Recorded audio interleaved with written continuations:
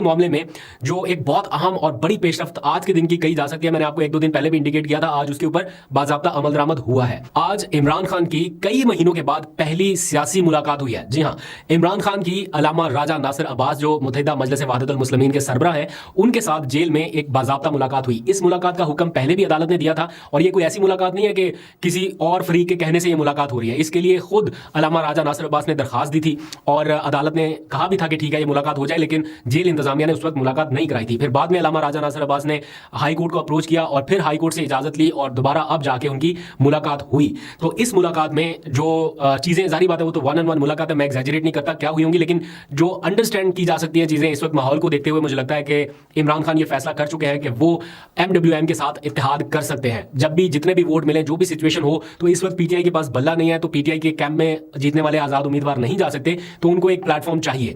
तो वो प्लेटफॉर्म शायद मुत्तहिदा मजलिस वहदतुल मुस्लिमीन का होगा, एक ऐसा प्लेटफॉर्म जो रेजिस्टेंस भी दिखा सके। ये ना हो कि जनाब वो बल्लेबाज की तरह बंदा आए और प्रेस कॉन्फ्रेंस करके चलता बने। मैं ये कहता हूं, आप एक मिनट के लिए इमेजिन करें कि अल्लाह के हर काम में कितनी बेहतरी होती है। अगर उस दिन वो बल्लेबाज वाला भाई साहब जो है, वो अख्तर डार साहब, वो आके प्रेस कॉन्फ्रेंस ना करते, लेट्स सपोज ना करते, और इसी तरह कहीं पे वो खुफिया ही रहते, और एट द एंड जब सारे उम्मीदवार जीत जाते, सब कुछ हो जाता, और फिर वो कहीं पे नमूदार होते और कहते कि जनाब मैं ये डायरेक्शन देता हूं कि सारे जीतने वाले उम्मीदवार नवाज शरीफ को जाके वोट देते, तो आप क्या कर लेते? क्या कर सकती थी पीटीआई उस वक्त? ये बहुत ही अच्छा हो गया कि उस टाइम उन्होंने प्रेस कॉन्फ्रेंस कर दी और बल्लेबाज का पूरा जो प्लान था वो खत्म हो गया, उसी टाइम वैनिश हो गया कि पीटीआई के पास अभी भी एक स्ट्रॉन्ग ऑप्शन मौजूद है। अगर उस वक्त ना होता तो अख्तर डार साहब तो जनाब इलेक्शन के बाद किसी भी टाइम टीवी स्क्रीन पे आते और कहते हैं कि ये मेरी डायरेक्शन है पार्टी को कि जनाब वोट नवाज शरीफ को देना, मैं लिख के दे रहा हूं, तो फिर कोई क्या कर लेता? तो इसलिए जो उस टाइम हो गया वो भी बहुत अच्छा डिसीजन हो गया।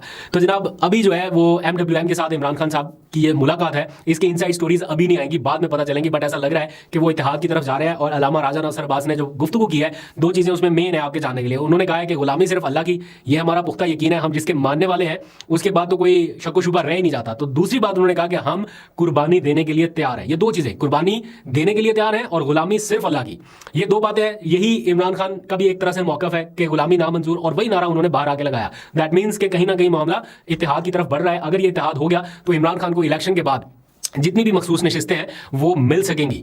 बेशक वो दूसरी जमात के प्लेटफॉर्म से हो, लेकिन कहीं ना कहीं ये कड़वा घूंट भी पीना पड़ेगा, अदरवाइज पे बहुत नुकसान हो जाएगा। तो इसके लिए ये एक अच्छा ऑप्शन था। अब आ जाए एक और खबर की तरफ। पाकिस्तान तहरीक इंसाफ ने बल्ले का निशान छीने जाने को एक बार फिर सुप्रीम कोर्ट में चैलेंज कर दिया है, या यूं कह ले कि नजरसानी की दरखास्त दायर कर दिया कि आप अपने फैसले पर नजरसानी कीजिए। तो ये दरखास्त काफी मेहनत के बाद तैयार की गई और इसमें सारे एविडेंस लगाए गए हैं, स्टार्ट से लेकर अब तक, election commission, Akbar as Babar and so on so on. तो मेरा ख्याल है इस नजरसानी की दरखास्त में उन्हें अकबर एस बाबर को बरतरफ करने का जो नोटिफिकेशन है वो लगा देना चाहिए कि जनाब हम इनको बरतरफ कर चुके हैं, पहले नहीं दिखा सके, अब दिखा देते हैं। तो देखते हैं कि अब नजरसानी की दरखास्त पे वैसे स्कोप बहुत ही लिमिटेड होता है, ऊपर से पीटीआई